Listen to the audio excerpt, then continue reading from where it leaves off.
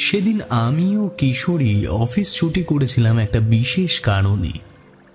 দুপুর 2টোর মধ্যে নির্মাল্য নামে তারানাথের এক নতুন গুণমুগ্ধ সঙ্গীর বাড়িতে আমাদের 3 জনেরই নিমন্ত্রণ ছিল। কথা হয়েছিল দুপুরের খাওয়া দাওয়ার পর টানা গল্পগুজব চলবে একদম রাত 7টা পর্যন্ত। তারপর রাত 7:45টার হাইকোর্ট মুখো ট্রামে চেপে 3 জন বাড়ি ফিরব। কিন্তু শুরুতেই হলো বিপত্তি। কিশোরীর মেসে পৌঁছে দেখি সে মেসে নেই এবং একই সাথে একজনকে বলে গেছে যাতে আমি এলে ওর জন্য অপেক্ষা করি। টানা 1 ঘন্টা অপেক্ষা করার পর কিশোরী এলো, বলল, ভাইয়া ভাইয়া খুব দুঃখিত, আমার দেরি হয়ে গেল। আমার এক অফিস কলিগের বাড়িতে গিয়ে না, মানে সে তোমায় পরে বলছি আমি কি বলবো, বা মানে এমন আজগুবি ঘটনা শুনলাম যে মানে না গিয়ে থাকতে পারলাম না ভাইয়া। আমি তখন ওর প্রতি এতটাই ক্রুদ্ধ যে ওর করে আসা কাজের বিবরণ শোনার বিন্দুমাত্র আগ্রহ মন থেকে হলো না। উঠে দাঁড়িয়ে বললাম, এখন চলো, কত দেরি হয়ে গেল বলো তো। চলো চলো চলো। আমি ও কিশোরী দ্রুত পায়ে হাঁটতে শুরু করলাম নির্মাল্যদের বাড়ির উদ্দেশ্যে। কিশোরী ওদের বাড়িটা চেনে। অফিস ফেরার পথে এই নির্মাল্য নামে ছেলেটির সাথে সেও একই ট্রামে ফেরে। তারানাথের কার সাজে কিনা জানি না। অফিস ফেরার সময়ও দেখেছি পরিবেশটা পুরো রৌদ্রদগ্ধ ছিল। এখন আকাশ কিভাবে এত ভারী হয়ে এলো বুঝতে পারলাম না। বিশেষ করে আমাদের অঞ্চলের উপরেই যেন মেঘটা আটকে গেছে। মিনিট 5 হাঁটার পর আমরা একটি একতলা সাদা বাড়ির সামনে পৌঁছালাম। কিশোরী একটু এগিয়ে গিয়ে বন্ধ দরজার কড়া নাড়ল। কিছুক্ষণের মধ্যেই দরজা খুলল একটি ফর্সা গরনের বছর 33-এর যুবক। আমাদের দেখে উৎসুক হয়ে বলল, আরে তোমাদের এত দেরি হলো যে? আমার জন্যই দেরি হয়ে গেল ভাইয়া। যাই হোক, ঠাকুরমশাই এসেছেন? উনি তো অনেক আগেই এসেছেন। খাওয়া দাওয়া করে উনি বসলেন বৈঠক ঘরে। আমরা আর কথা না বাড়িয়ে বাড়ির ভেতরে এলাম। দেখি তারানাথ চোখ বুঝে মৌজ করে একটা সিগারেট ধরাচ্ছে। কিশোরী বলল, ঠাকুরমশাই কিছু মনে করবেন না, আমি একটা কারণে আমার এক অফিসের কর্মীর বাড়িতে গেছিলাম।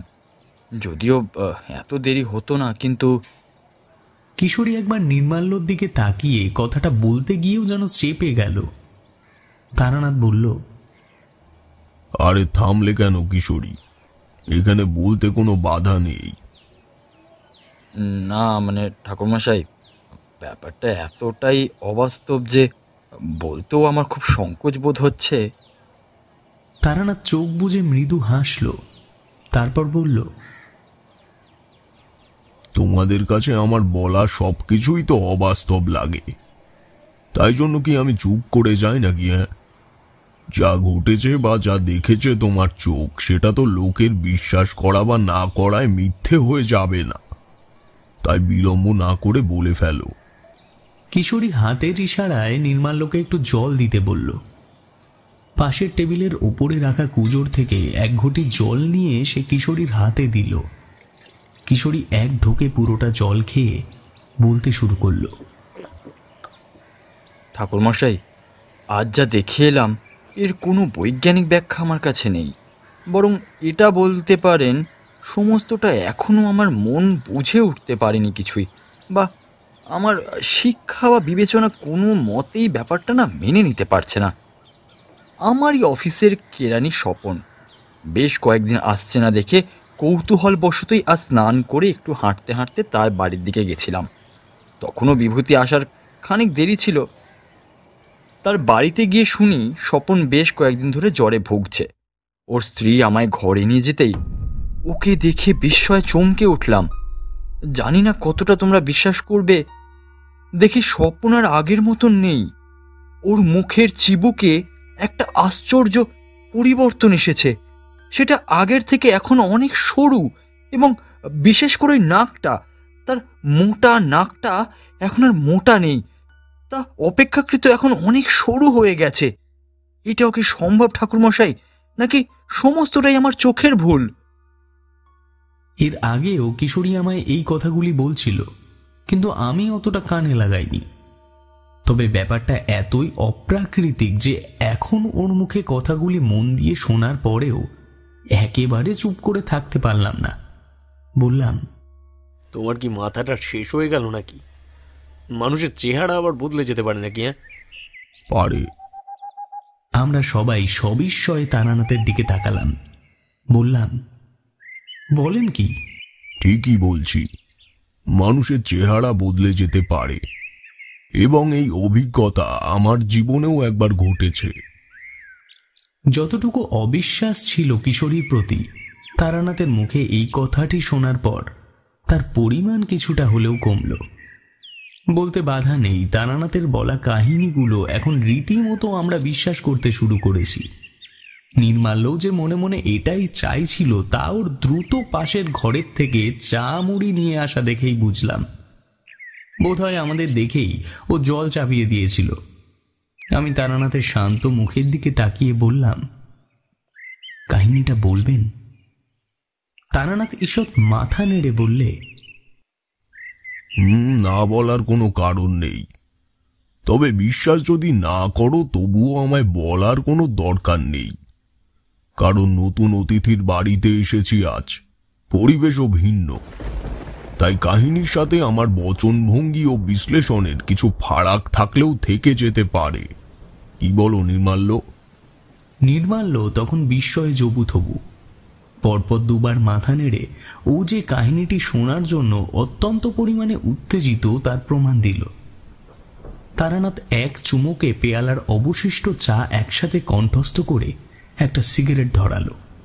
আগামী দুদিন আর এই জিনিসটার অভাব তারানাথের হবে না, কারণ নির্মাল্য তো আছেই, তার সাথে কিশোরীও দেরি হয়ে যাওয়ার উৎকোচ হিসেবে এক প্যাকেট পাসিং শো নিয়ে এসেছে।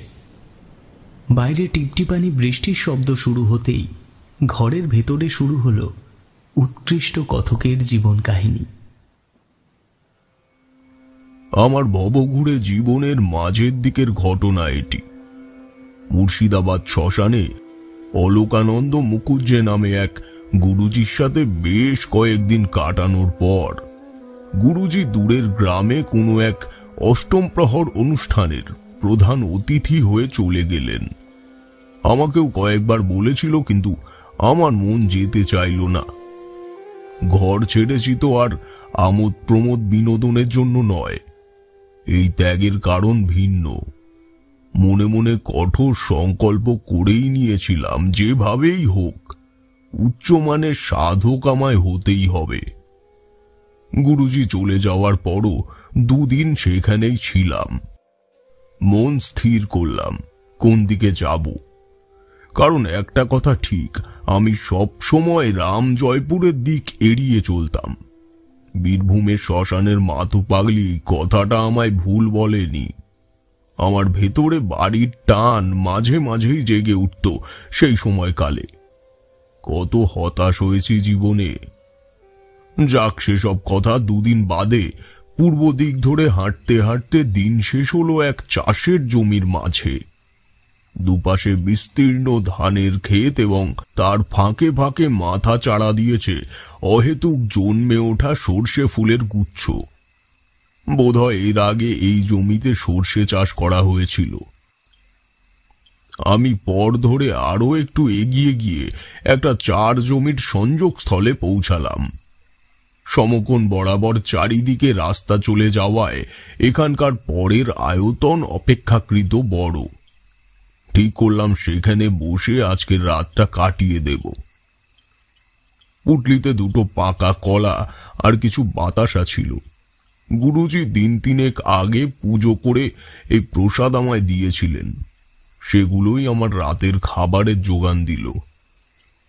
সে তোমাদের কি বলবো, তখনকার সময় যে রজনী আমরা দেখেছি তেমন রাত এখন আর পাওয়া যায় না। দিগন্ত বিস্তৃত ধান ক্ষেতের মাঝে সেই যে আমি বসে আছি প্রকৃতির একমাত্র উন্নত প্রাণী হয়ে, তবুও এক মুহূর্ত একা বোধ করতে দিচ্ছে না আমায় পরিবেশ। শীতের রাতের সনসনে উত্তরে হাওয়া, আর তার সঙ্গে ভেসে আসা দূরের কোনো অজানা গ্রাম থেকে পদাবলী কীর্তনের সুর। আকাশে বাতাসে স্পষ্ট দৈব আবির্ভাব অনুভব করছিলাম। রাত তখন কত হবে জানি না, কিছুক্ষণের জন্য চোখটা আমার বোধহয় লেগে এসেছিল। হঠাৎ ঘোর কাটল একটা ফিনফিনে গলার শব্দে। কে বাবা তুমি? এই শীতের রাতে মাঠের মধ্যে একা একা বসে আছো কেন? চমকে উঠে তাকিয়ে দেখি একজন বছর 50-60-এর বৃদ্ধ হাতে একটা হ্যারিকেন নিয়ে আমার দিকে শান্ত দৃষ্টিতে চেয়ে আছে। বললাম, আমি পথে পথে ঘুরি আর জগৎমাতার আরাধনা করি। আজ পথ হাঁটতে হাঁটতে এইখানে এসে সন্ধ্যা হয়েছে, তাই এখানে আস্তানা করেছি। গ্রাম কত দূর এখান থেকে বাবা? তুমি ব্রাহ্মণ? আমি মাথা নাড়লাম।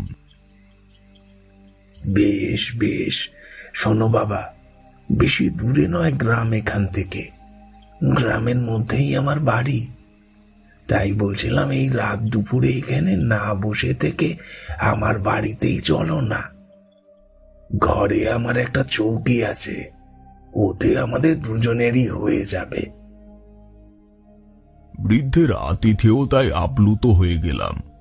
যাযাবরের মাথার উপরে ছাউনির প্রতিশ্রুতি পেলে তা কখনোই প্রত্যাখ্যান করা সম্ভব নয়। অগত্যা রাজি হয়ে তার সাথে হাঁটা শুরু করলাম। কথায় কথায় জানতে পারলাম বৃদ্ধের নাম রামজীবন দাস। কৌতূহল চাপা না রেখে প্রশ্ন করলাম, আচ্ছা, এত রাতে আপনি এদিকে কেন এসেছিলেন জানতে পারি? আমি এসেছিলাম ওই পশ্চিমের দিকিতে ঘুনি পাততে। এই পথের থেকে আমার ফেরার কথা নয়। ভালোই হয়েছে ফিরলাম, নইলে এত রাতে বামুন সেবা করার সুযোগ পেতাম কই। এই জাতীয় বিশ্বাসে কোনো রকম অভিব্যক্তি প্রকাশ করা বন্ধ করে দিয়েছি আমি।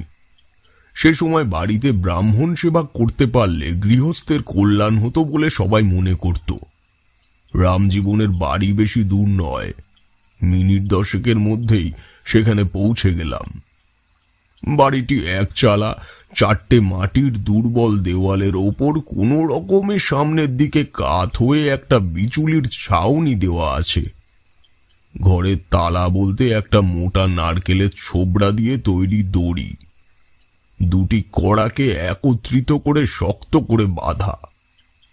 রামজীবন সেই দড়ির গিট খুলতে খুলতে বলল, বাবা বাবা তুমি হাত পা ধুয়ে নাও।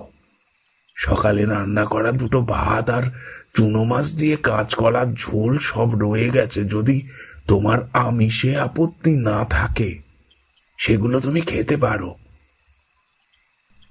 আমিষে আমার আপত্তি কোনো কালই ছিল না। শুধু কিছু বিশেষ সাধনার আগে আমিষ খাবার ভক্ষণ করা যায় না, সেগুলো মানতেই হতো। তাছাড়া তন্ত্রমতে সেভাবে খাবার বস্তু বা বিষয়ের উপরে তেমন কোনো বিধিনিষেধ নেই।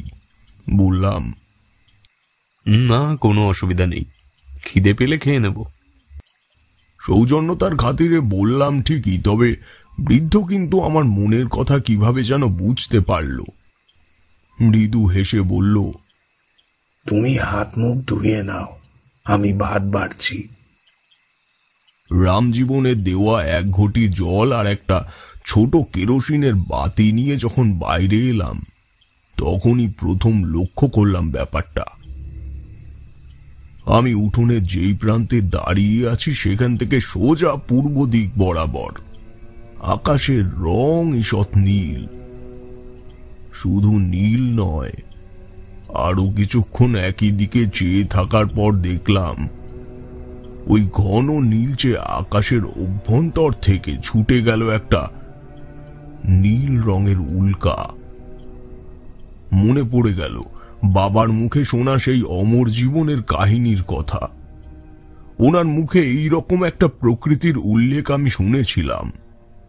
তাহলে কি আমায় কোনো সংকেত দেওয়া হলো এটার মাধ্যমে? পরক্ষণেই আকাশ একেবারে স্বাভাবিক। আমি হাত পা ধুয়ে ওদিকে আরো একবার তাকিয়ে ঘরে চলে এলাম। রামজীবন এদিকে কলার পাতায় মোটা চালের ভাত, মাছের চচ্চড়ি সব সাজিয়ে রেখেছে। কি চমৎকার বৃদ্ধের রান্না! এটা ওটা গল্প করতে করতে রামজীবন হঠাৎ হয়ে গেল চুপ। তার দিকে চোখ পড়তেই দেখলাম সে অন্যমনস্ক হয়ে কি যেন ভাবছে, এবং সেই ভাবনায় যে স্বস্তিসূচক কিছু চলছে না তার প্রমাণ বহন করছে তার কপালে পড়া ভাঁজগুলো। বললাম, কি ব্যাপার, কি ভাবছেন? রামজীবন ইতস্তত করে বলল, লোক মুখে শুনেছি তান্ত্রিক বা ওঝারা নাকি অনেক উপায় জানে অপ্রাকৃতিক কোনো বিষয় থেকে সাধারণ মানুষকে উদ্ধার করতে পারে। তুমিও যখন এই পথেই রয়েছ, আমি তোমায় একটা বিষয় জানাতে চাই। কোন বিষয়? রামজীবন একটু গুছিয়ে বসে বলল, আমাদের গ্রামের জমিদার চন্দ্রকমল রায় একটা অস্বাভাবিক সময়ের শিকার হয়েছে। যদিও শুধু ও নয়, এই একই জিনিসের শিকার হয়ে চলেছে ওর পূর্বপুরুষ আদিনাথ রায়ের সময় থেকেই। সমস্ত রকম ডাক্তার বৈদ্যি করেও কোনো ফল হচ্ছে না। কোনো অসুস্থতা নাকি? তাহলে তো বোধহয় বেঁচে যেত, তবে আমার মনে হয় এটা অসুস্থতা না। একই সময় একই বয়সের গণ্ডিতে এসে যদি বিবাহের পূর্বেই সেই মানুষ মারা যায়, তবে কি আর ব্যাপারটা অসুখ বলে মেনে নেওয়া যায় বাবা? কথাটা শুনে আমি বিস্মিত হলাম। বললাম, আমায় একবার নিয়ে যেতে পারেন ওই বাড়িতে? তুমি যাবে? এটা তো খুবই ভালো কথা। আমি কাল সকালেই তোমায় নিয়ে যাব সেখানে। সেই রাতে আর বিশেষ কথা হলো না এই ব্যাপারে। সকালে ঘুম ভেঙে আমি সম্পূর্ণ অপ্রকৃতিস্থ হয়ে পড়লাম। ভয়ে আর বিস্ময়ে নিজের অস্তিত্বের ওপরে অবিশ্বাস জন্মালো মুহূর্তেই। দেখলাম সবুজ মাঠের প্রান্তরে যেই 4টে পরের সংযোগস্থলে আমি কাল রাতে বসেছিলাম, ঠিক সেই স্থানেই আমি কখন শুয়ে ঘুমিয়ে পড়েছি। অর্থাৎ এতক্ষণ যা দেখলাম সবই আমার স্বপ্ন। মাথার উপরে 2টো কাক হঠাৎ কোথার থেকে এসে চরকি কাটতে শুরু করলো। এ মোটেও ভালো সংকেত নয়। তবে মন ইতিমধ্যেই স্থির করে নিয়েছে যে জমিদার চন্দ্রকমল রায়ের ভিটেতে আমায় একবার যেতেই হবে, কারণ তখনও পর্যন্ত আমি কোনোদিনই একেবারে ভিত্তিহীন স্বপ্ন দেখিনি। গুরুজি বলে দিয়েছিলেন, তোমার নিকটস্থ কোনো মানুষের বিপদ থাকলে তুমি যে কোনো ভাবে তার পূর্বাভাস পাবে। দিনের আলোয় চারিদিক একবার চোখ ঘুরিয়ে নিতেই উত্তর দিকে কিছু কাঁচা বাড়িঘর দেখতে পেলাম। অগত্যা সেদিকেই এগোলাম। মাঠের প্রান্তরে যেখান থেকে গ্রামের রাস্তা শুরু হয়েছে, সেখানে পৌঁছেই দেখি একজন মধ্যবয়স্ক লোক 2টি বলদ চড়িয়ে এই পথেই এগিয়ে আসছে। তাকে প্রশ্ন করলাম, আচ্ছা, জমিদার চন্দ্রকমল রায়ের বাড়ি কি এই গ্রামেই? লোকটি সজ্জন। আমার গলায় পইতে দেখে সম্ভ্রমের সাথে বললেন, এই রাস্তা দিয়ে সোজা চলে যান। হাফ মাইল যাওয়ার পরেই একটা মোটা চটকা গাছ দেখবেন। সেখান থেকে বাদিক চলে গেলেই পেয়ে যাবেন জমিদার বাবুর বাড়ি। অসুবিধা হবে না, ওখান থেকেই বাড়ির ফটক দেখা যায়। আমি ধন্যবাদ জানিয়ে হাঁটতে শুরু করলাম। রাস্তার দুপাশে যে কটা বাড়ি চোখে পড়ল, প্রতিটিতেই দেখলাম বউ মেয়েরা বসে বসে মাটির হাঁড়িতে রং করছে। আগের করে রাখা কিছু হাঁড়ির কারুকার্য দেখে সত্যি চোখ জুড়িয়ে যায়। গাছে গাছে দোয়েল খেলছে আপন মনে। কয়েকটা বিবস্ত্র ছেলেপুলে সারা গায়ে কাদা মাটি মেখে একটা ঘুড়ি নিয়ে কাড়াকাড়ি করছে। জমিদার বাড়ি পৌঁছাতে কোনো অসুবিধা হলো না, তবে স্বপ্নে দেখা ঘটনার মর্ম যে ভুল নয় তা এই বাড়ির প্রধান ফটকের সামনে আসতেই বুঝতে পারলাম। পুরো বাড়িটাকে কেন্দ্র করে একটা কালো মসলিনের মতন বলয় ঘোরাফেরা করছে। এই ছায়া সবাই দেখতে পায় না, আমিও কিভাবে দেখি সেটার যুক্তিযুক্ত কারণ আমিও বলতে পারবো না। প্রধান ফটক পেরিয়ে বাড়ির প্রাঙ্গণে পা রাখতেই দেখলাম দুজন লোক ব্যস্ত হয়ে বারান্দা থেকে নেমে আসছে। একজন দ্রুত হেঁটে আমার পাশের থেকে বেরিয়ে গেল। হাতের ব্যাগ দেখে বুঝলাম উনি হয়তো একজন ডাক্তার। অন্য লোকটি কিছুক্ষণ আমার দিকে এক দৃষ্টে চেয়ে থেকে আমার দিকে হাত জোর করে এগিয়ে এলো, বলল, আহা, কি সৌভাগ্য আমার! এই সময় আমার বাড়িতে ব্রাহ্মণের চরণধুলি পড়েছে। আসুন আসুন আসুন ঠাকুরমশাই, আসুন। আমি অনুমান করে বললাম, আপনি কি জমিদার চন্দ্রকমল রায়? এই প্রশ্ন করাটা যদিও আমার স্বাভাবিক ভদ্রতায় বাধা দেয়, তবুও নির্দিষ্ট কিছু কারণবশতই সেই লজ্জা আমায় ত্যাগ করতে হলো। জমিদার অনেক দেখেছি, কিন্তু এমন সাধারণ পোশাক পরিচ্ছদ পরিহিত অযত্ন লালিত মানুষ যে জমিদার হতে পারে তার আজ আমি এর আগে কোনোদিনও পাইনি। উনি কিছুমাত্র বিব্রত না হয়ে উত্তর দিলেন, হ্যাঁ, আমি সেই ঠাকুরমশাই। এমনিতে এক মহা সংকটে পড়ে আছি আমি। এই সময় ব্রাহ্মণ সন্তানের আগমন যে সত্যিই অনুকূল। ওরে রঘু, কোথায় আছিস রে? এক ঘটে জল নিয়ে আয় চট করে। ব্যস্ত হবেন না রায়বাবু, আমি আপনার বিপদের কথা জানতে পেরেই এখানে এসেছি। কিভাবে জেনেছি জানতে চাইবেন না, কারণ আমিও আপনাকে সেটা বোঝাতে পারবো না। চলুন আপনার কাছ থেকে আগে সবটা শুনি। জমিদার বাবু ব্যস্ত সমস্ত হয়ে আমায় নিয়ে গেলেন বাড়ির বারান্দার উপরে। এ বাড়ির জমিদার শুধু নয়, বাড়িটা দোতলা হলেও এটার স্থাপত্য যে বহু প্রাচীন তা এর জায়গায় জায়গায় গর্ত হয়ে যাওয়া মেঝে দেখলেই বোঝা যায়। জমিদার বাবু আমায় নিয়ে বসলেন তার বৈঠকখানায়। ততক্ষণে রঘু নামের ভৃত্যটি বৈঠক ঘরের সামনে এসে দাঁড়িয়েছে। চন্দ্রকমল বাবু ওকে হাতের ইশারায় ঘটিটা ওখানে নামিয়ে চলে যেতে বললেন। সেও কর্তার হুকুম অনুযায়ী সেটা দরজার সামনে নামিয়ে রেখে চলে গেল। এবার রায়বাবু বলতে শুরু করলেন এক ভয়ঙ্কর প্রাচীন ঘটনা। এই ঘটনার সূত্রপাত হয়েছে আমার 3 পুরুষ আগে থেকে। আমার প্রপিতামহ ঘোর তান্ত্রিক ছিলেন। গৃহত্যাগ করে প্রায় 10 থেকে 15 বছর বাইরেই কাটিয়েছেন। বহু বছর পর তিনি যখন ফিরে এলেন তখন থেকেই শুরু হলো ওনার দাদা ও তার মধ্যে এক তুমুল অশান্তি। যদিও তারা 3 ভাই ছিলেন, তবুও এভাবেই অন্যত্র কাটাতেন তারা। অশান্তির মূল কারণ বিষয় সম্পত্তি ও জমিদারের ক্ষমতা দখল। সেই অশান্তি এমন পর্যায়ে এসে পৌঁছয় যে বড় দাদা প্রতাপরঞ্জন রায় তার ভবঘুরে ভাইকে গলা টিপে হত্যাও করেন।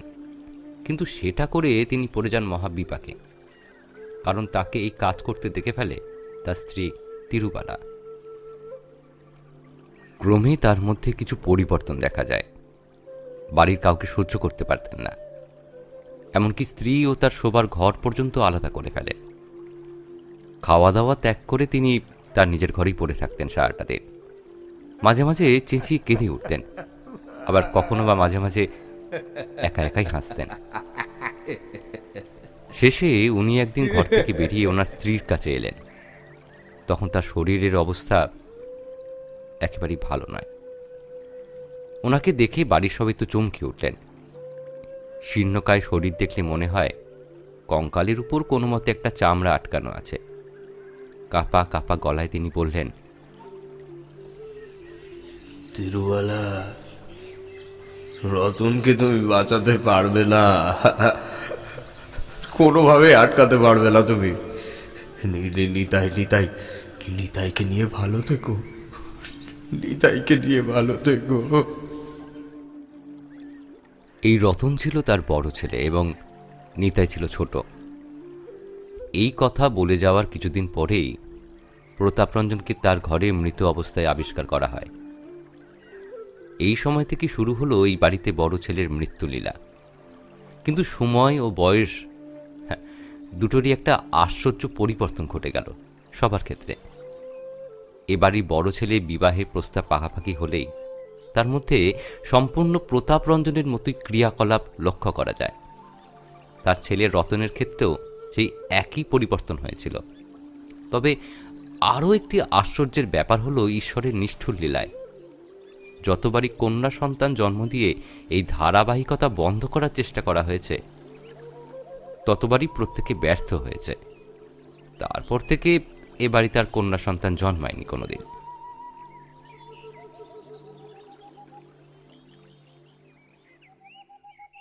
আমি অবাক হয়ে পুরোটা শুনলাম, প্রশ্ন করলাম, আপনারাও কি দুই ভাই ছিলেন? হ্যাঁ, কিন্তু দাদা মারা গেছে সেই একইভাবে। আমার বাবার দাদা সূর্যভূষণ রায়, তারও মৃত্যু হয়েছে সেই একইভাবে। অনেক ওঝা তান্ত্রিক দেখানো হয়েছে ঠাকুরমশাই, ডাক্তারের পেছনে হাজার হাজার টাকা জলের মতো খরচ হয়েছে, কিন্তু কিন্তু কোনো উপায় হয়নি ঠাকুরমশাই। এখন আমার বড় ছেলে জয়নের সেই একই অবস্থা। সম্পূর্ণ ব্যাপারটা শুনে আমি কিংকর্তব্য বিমূঢ় হয়ে কিছুক্ষণ বসে রইলাম। তারপর বললাম, আপনার বড় ছেলের কাছে একবার আমায় নিয়ে যেতে পারেন? ঠাকুরমশাই, ওর অবস্থাও এখন সে একই রকম। ঘর থেকে কোনো মতে বাইরে আনা যায় না ওকে। বিছানায় শোয়া সারাটাক্ষণ, ঘরের কোণে কীরকম গুটি মেরে বসে থাকে। ভিড় করে ওর কাছে গেলে কখনো কখনো বিরূপ আচরণও করে, এমনকি হাত তুলছে আমার উপরে। আমি নিশ্চিত এটা এমন কোনো একটা মানসিক রোগ যা আমাদের পরিবারের সূত্র ধরে এগিয়ে আসছে। আপনি হয়তো বিষয়টা নিজের চোখে না দেখলে ঠিক বুঝতে পারবেন না। আসুন আসুন আসুন ঠাকুরমশাই, আসুন। আমি জমিদার বাবুকে অনুসরণ করে দোতলা সিঁড়ি দিয়ে উঠে লম্বা বারান্দা পেরিয়ে পৌঁছালাম দক্ষিণ দিকের একদম কোণার ঘরটির সামনে। দরজা ভেজানো ছিল, চন্দ্রকমল হালকা ঠেলতেই সেটা খুলে গেল। ঘরের প্রতিটা জানালা বন্ধ থাকায় ভেতরটা যথেষ্ট অন্ধকারাচ্ছন্ন হয়ে রয়েছে। রায়বাবু নিচু গলায় বললেন, আপনি ভিতরে যান ঠাকুরমশাই। আমায় দেখলে খুব উত্তেজিত হয়ে উঠছে জয়ন। বলে উনি দরজা থেকে সরে দাঁড়ালেন। ঘরের ভেতরে এক পা রাখতেই আমার শরীরের রক্ত যেন জল হয়ে গেল। দেখলাম ঘরের কোণ থেকে দুটি উজ্জ্বল সবজে চোখ নিষ্পলক দৃষ্টিতে আমার দিকে চেয়ে রয়েছে। ঠিক যেমন অন্ধকারে জানোয়ারদের চোখ জ্বলে, তার থেকে কিছুটা দূরেই একটা বন্ধ জানালার নিচের থেকে সরু হয়ে ঘরে আলো প্রবেশ করছে। আমি পা টিপে টিপে সেদিকেই এগোলাম।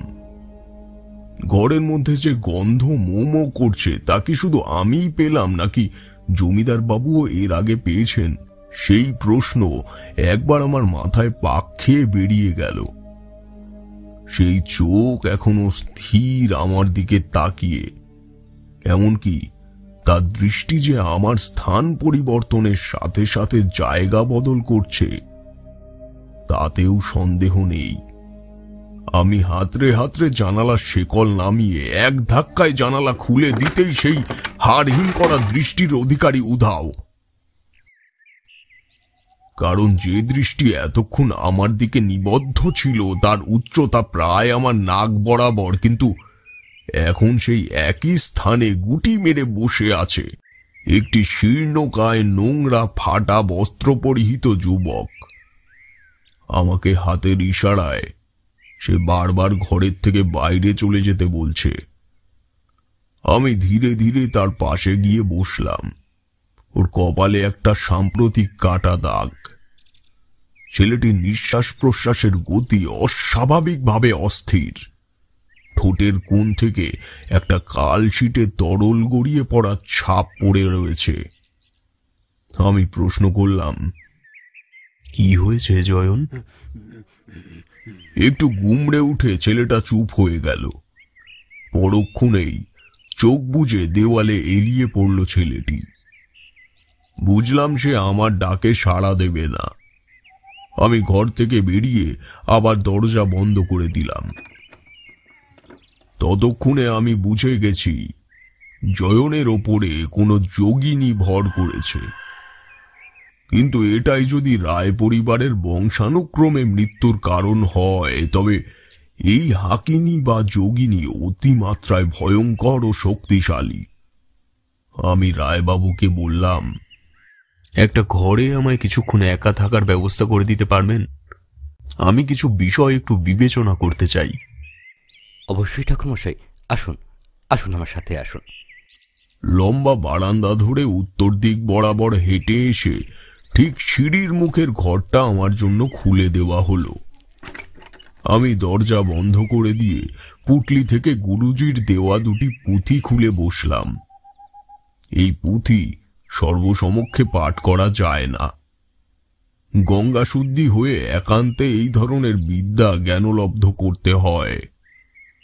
তন্ত্র পর্যায়ের শুরু থেকে একদম উচ্চ মার্গের তন্ত্র সাধক হয়ে যাওয়া পর্যন্ত যত প্রকারের পদ্ধতি ও সাধনার দ্বারস্থ হতে হয়, এতে তার সমস্তটাই পুঙ্খানুপুঙ্খ বর্ণনা করা আছে। যেটা নেই তা হলো সাধনার বীজ মন্ত্র। সেটা প্রাপ্ত করতে গেলে সাধকের গুরুর সান্নিধ্য অনিবার্য। এই পুথিকার একদম শেষের পৃষ্ঠায় পেলাম আমার প্রয়োজনীয় বিষয়টি।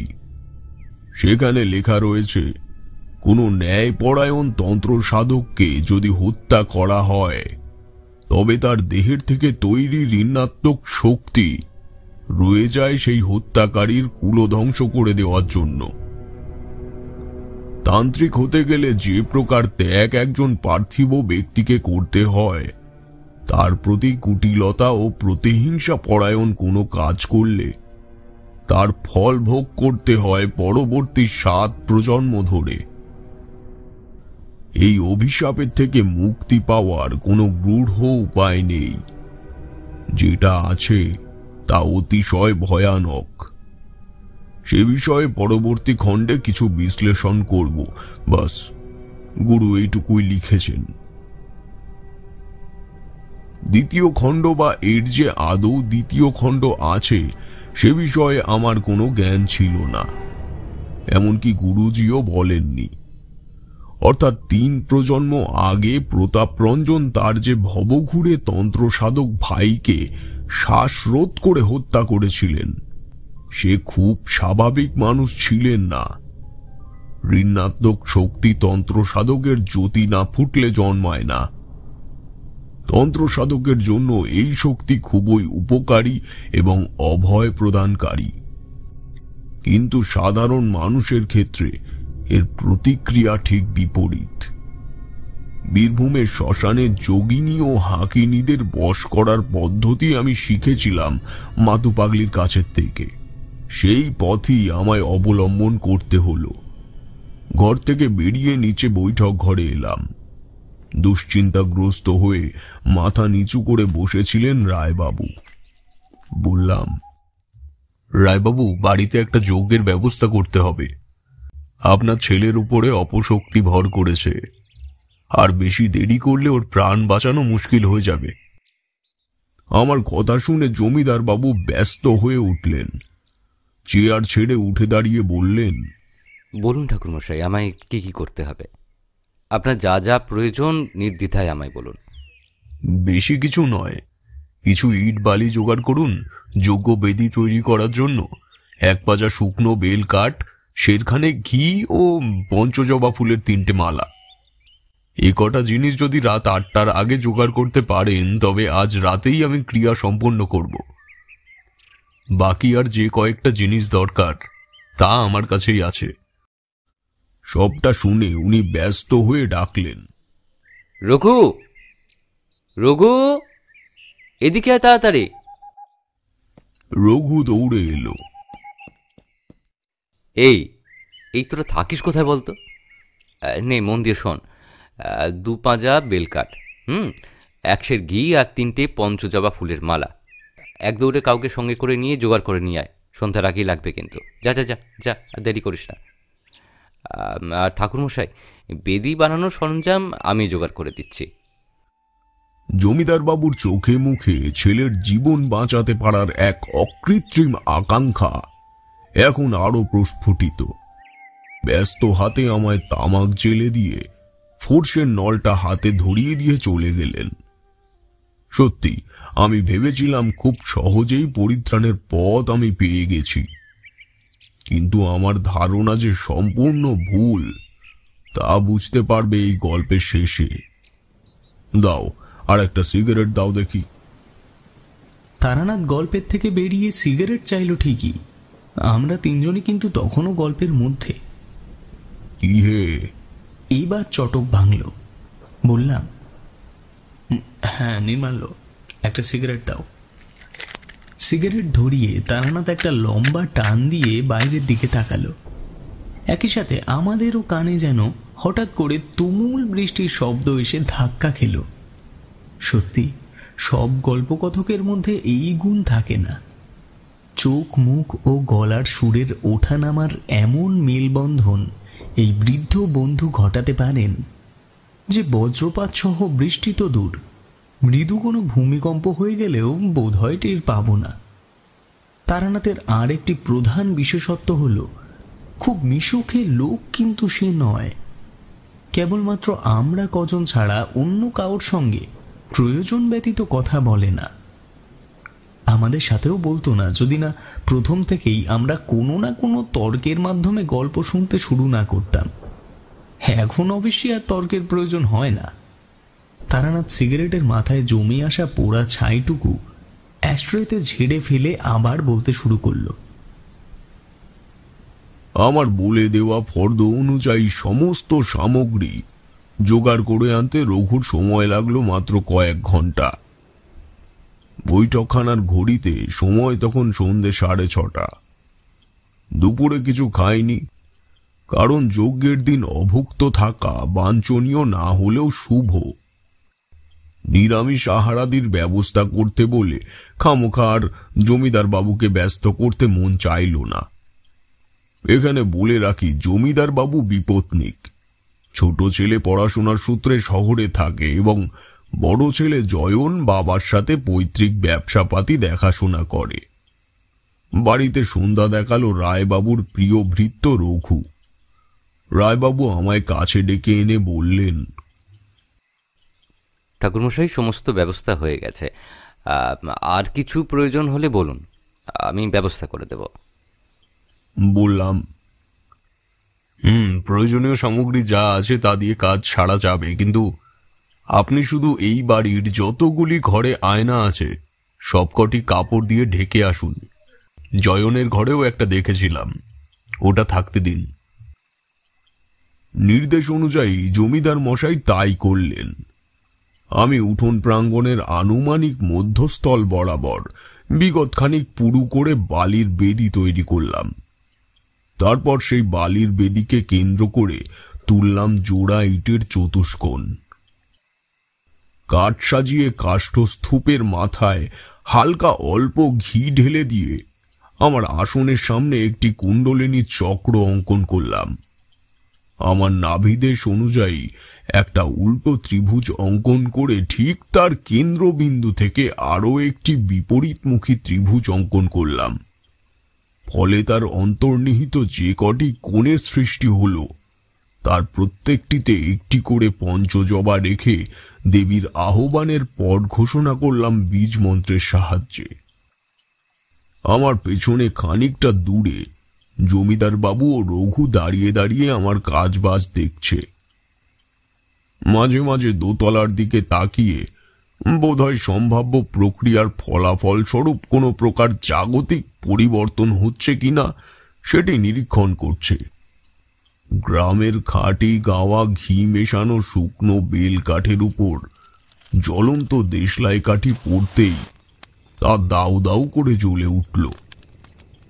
আমি আসন শুদ্ধি করে শুরু করলাম কুণ্ডলিনী দেবীর বীজ মন্ত্র পাঠ। পূর্ব প্রশিক্ষিত বিদ্যা অনুযায়ী কিছু বাদেই অনুভব করলাম দেবীর উপস্থিতি ঘটেছে। নাকে এসে ধাক্কা খেল এক নেশায় ডুবিয়ে দেওয়া মদিরার গন্ধ। আমি একটি পঞ্চজবা হাতে নিয়ে দেবীকে উদ্দেশ্য করে জানিয়ে দিলাম আমার যজ্ঞের কারণ।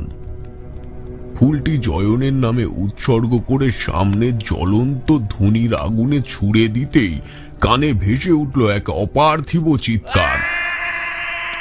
জমিদার বাবু ব্যাকুল হয়ে আমার পাশে ছুটে আসতেই হাতের ইশারায় ওনাকে থামিয়ে দিলাম। একই সময় পরপর আরো দুবার আর্তনাদ মিশ্রিত চিৎকার শুনতে পেলাম। তারপর সব নিস্তব্ধ। সেই দৈব গন্ধ আর নেই। শীতের রাতের স্বাভাবিক বৈশিষ্ট্য প্রকাশ পাচ্ছে পরিবেশে। আমি দেবীকে প্রণাম পূর্বক আসন ছেড়ে জমিদার ও রঘুকে নিয়ে জয়নের ঘরে গেলাম। বললাম, রায়বাবু, আলো জ্বালুন। অন্ধকার ঘরে হঠাৎ আলো জ্বলে উঠলে প্রকৃতিস্থ হতে খানিক সময় লাগে। দেখলাম জয়ন খুঁড়িয়ে খুঁড়িয়ে হেঁটে এসে ওর বিছানায় ওঠার চেষ্টা করছে। আমি বললাম, রায়বাবু, ওকে নিচে নিয়ে চলুন। কটা দিন ওকে আপনার ঘরে রেখে দেওয়াটা উচিত কাজ হবে।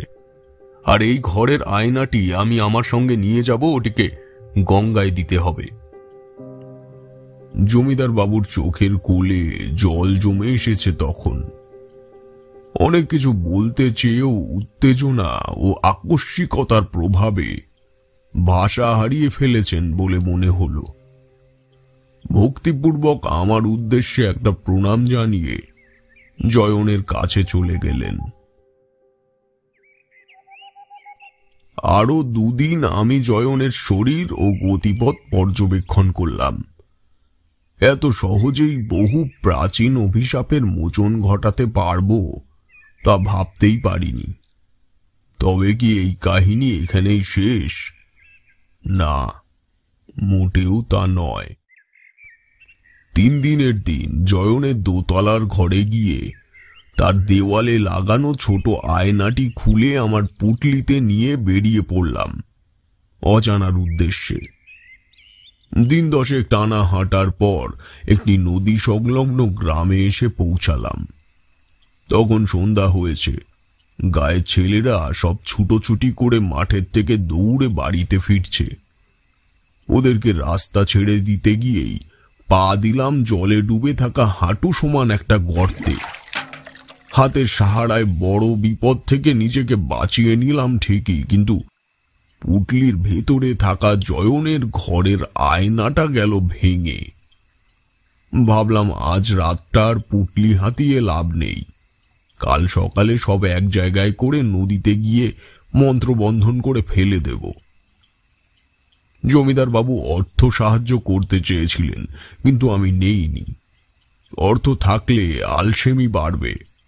তখন মনে হবে 2 দিন শুয়ে বসে কাটিয়ে দিলেও বিশেষ ক্ষতি কিছু হবে না। তাও উনি জোর করে একটা মোটা আলোয়ান দিয়ে দিলেন আমায় কৃতজ্ঞতা স্বরূপ। সেটাই আপাদমস্তক পেঁচিয়ে শুয়ে পড়লাম একটি বট গাছের তলায়। সে কি আরামের ঘুম হলো সেই রাত্রে, তোমাদের কি বলবো সে কথা। পরদিন সকালে কাঁচের টুকরোগুলো একত্রিত করতে গিয়ে বাঁ হাতের বুড়ো আঙুলটা গেল কেটে। কোন রকমে সমস্ত কাজ সেরে স্নান করে যখন ঘাটে উঠেছি, হঠাৎ কেন জানি না আমার মনে হলো আমার একবার বাড়িতে যাওয়া উচিত। এই বাড়ির প্রতি টান আমার নতুন ব্যাপার নয়, তবে এইরূপ মনোবাসনায় কোনোদিনই আমি প্রতিবাদ করিনি। পথে হাঁটতে হাঁটতেই প্রথম লক্ষ্য করেছিলাম পরিবর্তনটা। মনে হলো আমার হাতের কবজিগুলো আগের থেকে অনেক সরু হয়ে গেছে। পথে পথে ঘুরে বেড়ানো শক্ত হয়ে যাওয়া পায়ের চামড়াগুলো এখন যেন হালকা নুড়ির খোঁচাতেই প্রচন্ড বেদনা অনুভব করছে। অতি কষ্টে অবশেষে যেদিন বাড়িতে পৌঁছালাম, দেখলাম বাড়িতে কেউ নেই। শরীর এতটাই ক্লান্ত যে পাশের বাড়িতে গিয়ে যে জিজ্ঞাসা করব সেই শক্তিও নেই আর বুকে। আগেকার দিনে এমনকি এখনো কিছু কিছু বাড়িতে দেখবে চাবি রাখার একটা নির্দিষ্ট স্থান থাকে, তেমনি আমাদের বাড়িতেও এমন একটি জায়গা ছিল। দেউড়ির পাশে একটি উল্টানো পিতলের বাটির তলায় চাবি রেখে দিতেন ঠাকুমা। তখন থেকেই এই প্রথা চলে আসছে। আমি যথাস্থান থেকে চাবি নিয়ে আমার ঘর খুলে পুটলিটা রেখে বিছানায় একটু বসলাম। চোখ ক্লান্তিতে ভারী হয়ে এসেছে তখন আমার। রান্নাঘর থেকে হেরিকেন এনে সেটা জেলে রেখে কুয়োর জল দিয়ে চোখ ধুয়ে ঘরে এসেছি। এমন সময় চোখ পড়ল আমার সদর দরজার বিপরীতের দেওয়ালে ঝুলিয়ে রাখা আয়নায়। সঙ্গে সঙ্গে যেন বাইরের সমস্ত শীতল হাওয়া জড়ো হয়ে আমার মেরুদণ্ডকে এক মুহূর্তে পাথর করে দিল। হ্যারিকেনের ম্লান হলদে আলোয় দেখলাম আমার বর্তমান চেহারায় এক আমূল পরিবর্তন ঘটেছে। যে মুখ আমি দেখতে পাচ্ছি সেটা আমার মুখ নয়। এই মুখ জমিদার চন্দ্রকমল রায়ের বড় ছেলে জয়নের। আয়নার আরো কাছে গিয়ে দেখলাম, না, কোনো ভুল নেই, আমি একেবারে ঠিকই দেখছি। আমার হাত পা শুকিয়ে সরু হয়ে গেছে এই কারণেই তাহলে। কি করব, কোথায় যাব, কি করা উচিত কিছুই বুঝতে পারলাম না আমি। শুধু মনে মনে এটাই ঠিক করে নিলাম যে কাল ভোরের আলো ফোটার আগেই আমি বাড়ি ছেড়ে চলে যাব। জীবন সংকট বোধ করলাম বেশ কয়েকবার। বিছানায় বসে বসে ইষ্ট নাম জপ করছি আর মাঝে মাঝেই মন টানছে আয়নার দিকে। মনোসংযোগের কারণে বাইরে এসে বসলাম বারান্দার চাতালে। কি অপরূপ সেই রাত্রি! শুক্লপক্ষে সেই রাত যেন অপার্থিব সুন্দর হয়ে আমায় শেষ জীবনের দিগন্ত উপহার দিচ্ছে। দূরের শিশু গাছটায় জোনাকিরা যেন চাতর বসিয়েছে। এমন সময় লক্ষ্য করলাম ঠিক সেদিনের মতোই পূর্ব দিগন্ত বরাবর ছুটে গেল একটা নীল রঙের উল্কা। সে কি মহোৎসব চলছে আমার চোখের সামনে, তোমাদের কি বলবো। ঠিক তখনই আমার ঘরের ভেতর থেকে শুনতে পেলাম একটি কণ্ঠ, এমন ভুল জীবনে যতবার করবে ততবারই এইরূপ ফল পাবে তারা না। নিয়তি ও বিধির বিধানকে খণ্ডানোর স্পর্ধা কোনো মানুষেরই নেই। যে পুঁথির দ্বিতীয় খণ্ড তুমি না পড়েই যজ্ঞে বসলে, সেই খণ্ডটি আমার কাছে আছে, এই নাও পড়ো। এবার লোকটি ঘরের ভেতর থেকে দরজার সামনে এলো। বয়স আন্দাজ করা শক্ত, তবু মুখের আদল খুবই পরিচিত। এতটাই পরিচিত যে মনে হয় জীবনে কোনো এক সময় এই মানুষটার সাথে আমার আলাপ হয়েছিল। যদিও ঘরে জেলে রাখা আলোর বিপরীতে এসে দাঁড়িয়েছে বলে ভালো করে তার চেহারা আবিষ্কার করতে পারছি না। বারবার চোখ চলে যাচ্ছে আমার দিকে এগিয়ে থাকা পুঁথিটার দিকে। কৌতূহল বশত সেটি হাতে নিয়ে হয়তো একবারের জন্য চোখের পলক ফেলেছি, এরই মধ্যে মানুষটি উধাও। লাফ মেরে উঠে ঘরে গেলাম। হ্যারিকেনের আলো বাড়িয়ে ঘরের আনাচে কানাচে এমনকি চৌকির তলায় পর্যন্ত দেখলাম, কিন্তু সেই আগন্তুক আর নেই। কাপা কাপা হাতে সেই পুঁথিটি ধরলাম হ্যারিকেনের সামনে। তাতে লেখা আছে, হত্যা করা হয়েছে এমন কোন তান্ত্রিকের ঋণাত্মক শক্তি অভিশাপ হয়ে বইতে থাকে ঘাতকের বংশের ওপরে। যদি কোনো তান্ত্রিক সেই অভিশাপ মোচন করে তবে অবশ্যই যেন সেই পৈশাচিক শক্তিকে আবদ্ধ করে গঙ্গাহুতি দেয়। এমতো অবস্থায় কোনোভাবে যদি সেই শক্তি তান্ত্রিকের শরীরে প্রবেশ করে যায়, তবে সেই বংশের সমস্ত অভিশাপ তার উপরে বিরাজমান হয় এবং একই নিয়মে সেটি চলতে থাকে বংশানুক্রমে। এই প্রক্রিয়ার সমাপ্তি সম্ভব নয়, কারণ এটি নিয়তির বিধান। এবার তোমরাই বলো, এই সময় আমার মনের অবস্থা কি হতে পারে? ভয়ে আমার হৃৎপিণ্ড এতই সক্রিয় হয়ে গিয়েছে যে তার প্রতিটা স্পন্দন আমি নিজের কানে শুনতে পারছি। মরতে কে চায়? বুক ভরা আতঙ্ক নিয়ে পরবর্তী পৃষ্ঠায় এসেই দেখলাম দুটি পাতার মাঝে একটি সাদা কাগজের টুকরো রাখা আছে। কাঁপা কাঁপা হাতে খুলে ফেললাম সেটি। তাতে লেখা আছে, সেদিন নদীর পাশে হাকিনি আবদ্ধ ভাঙা আয়নার টুকরোয় তোমার হাত কেটে যায়। আশা করি তোমার মনে আছে সেটা। ওই ক্ষতস্থান থেকেই তোমার শরীরে প্রবেশ করেছে এই কালো শক্তি। তবে জীবনে কোনোদিনও আর এমন বিধিবিরুদ্ধ কাজ করতে গিয়ে নিজের জীবন সংকট বাঁধিয়ে বসো না তুমি। এই প্রথম এবং এই শেষবারের জন্য তোমায় আমার পুণ্যাত্ম থেকে জীবন দান করে গেলাম। ইতি অমর জীবন ভট্টাচার্য। তারানাথ চুপ করল। আমরা সবাই অবাক ও বিস্ময়ে জর্জরিত হয়ে তার দিকে এক দৃষ্টিতে চেয়ে রইলাম। মিনিট 10 কোনো কথা চালাচালি হয়নি আমাদের মধ্যে। নীরবতা ভাঙল তারানাথ। নির্মাল্য, আজ উঠি বুঝলে? বলে তারানাথ উঠল। নির্মাল্য আমাদের দরজা পর্যন্ত ছেড়ে দিয়ে গেল। ওর মুখ ভয়ে ও বিস্ময়ে শুকিয়ে গেছে দেখলাম। এরপরে প্রায় 20 দিন টানা আমি অফিস থেকে ছুটিই পাইনি। হঠাৎ একদিন কিশোরী ও নির্মাল্যর সাথে রাস্তায় দেখা হয়ে গেল। কিশোরী আমার হাত টেনে রাস্তার পাশে নিয়ে গিয়ে বলল, আরে ভাইয়া, তুমি জানো তারানাথ আমার অফিসের সহকর্মী, মানে ওই কেরানি স্বপনকে সুস্থ করে দিয়েছেন। তার মানে তো তারানাথের উপরে আবার কোনো একটা... আরে আমি তো আজই খবর পেলাম। কি করে ঠিকানা বের করলো কে জানে। যাকে আমিও নির্মাল্য ঠিক করেছি, এখনই ঠাকুরমশাই বাড়িতে একবার যাব। যাবে কি তুমি? নিঃসন্দেহে। এমন ভয়ের ঘটনা ঘটে গেল আর আমরা কিছুই জানতে পারলাম না। এখনই চলো, আপনারাও আসুন।